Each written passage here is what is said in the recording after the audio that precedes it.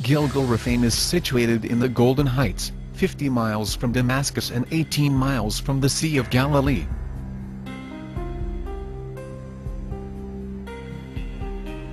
Constructed from an estimated 40 tons of loose rocks, it is remarkably reminiscent of Stonehenge. Both are ancient sites and have similar megalithic stones. Like Stonehenge, Gilgal-Raphaim is said to be associated with giants, and there is biblical texts that seems to support the claim.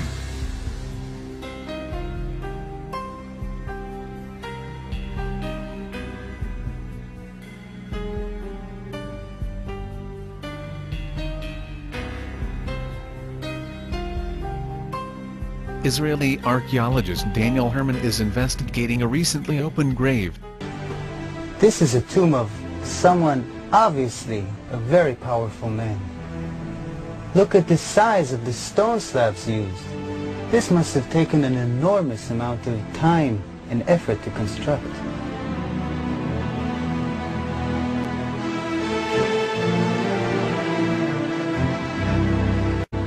When the Israelites came here and wrote their Bible, it was already here. They saw it. So they have documented the identification of the site by saying that this region was ruled by Og, king of the Bashan. Og is described in the book of Deuteronomy as, and I quote, "For only Og, king of Bashan, remained of the remnant of the Rephaim." Rephaim is Hebrew word for giants.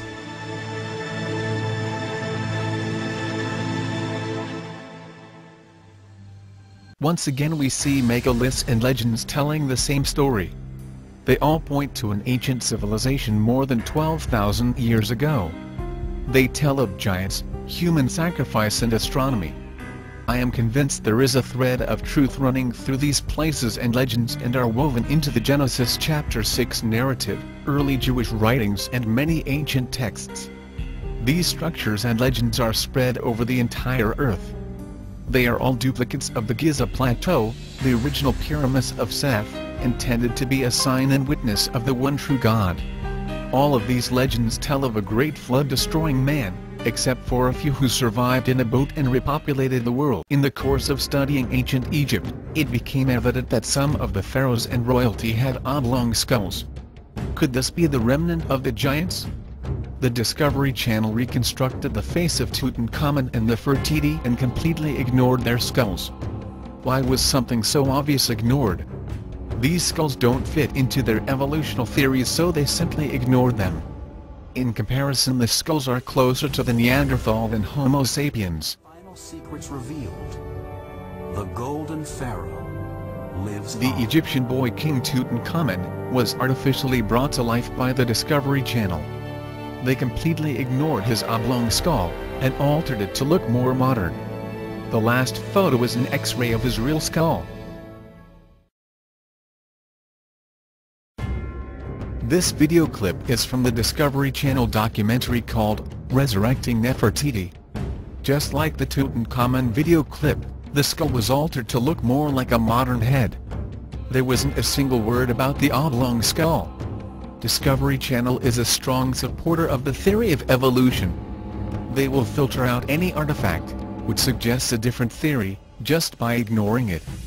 This filtering technique is common with evolutionists. In all fairness, it is also used by many creationists. At the end of this clip, I have inserted photos of the real bust of Nefertiti. She was the wife of Akhenaten, the father of Tutankhamun. All of his children have the same trait and can be traced back through the royal bloodline.